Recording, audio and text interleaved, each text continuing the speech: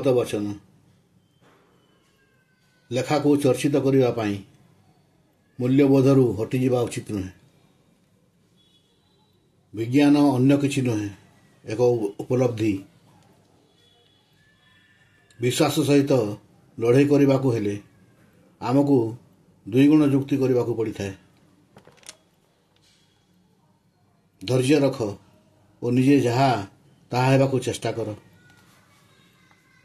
କେବେ ନୁହେଁ କହ ନାହିଁ, କାରଣ ସୀମିତତା ଅଧିକାଂଶ ସମୟରେ ଭ୍ରମ ସୃଷ୍ଟି କରିଥାଏ।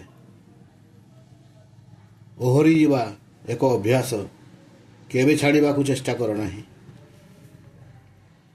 ଯନ୍ତ୍ରଣା କ୍ଷଣସ୍ଥାୟୀ, ସଫଳତା ଦୀର୍ଘସ୍ଥାୟୀ। କୌଣସି ଜିନିଷ କରିବା ପୂର୍ବରୁ ନିଜଠାରୁ ଅଧିକ ଆଶା କରିବା ଉଚିତ। ଯଦି କେହି ତୁମକୁ ସାହାଯ୍ୟ କରୁନାହିଁ, ତେବେ ତାହାଙ୍କୁ ଏକାକୀ କର। ଅସଫଳତାକୁ କେବେ ବି ଭୟ କର ନାହିଁ। କିଛି ଲୋକ ସଫଳତାର ସ୍ୱପ୍ନ ଦେଖିଥାନ୍ତି, ଆଉ କିଛି ଲୋକ ସ୍ୱପ୍ନକୁ ପୂରା କରିବା ପାଇଁ କଠିନ ପରିଶ୍ରମ କରିଥାନ୍ତି।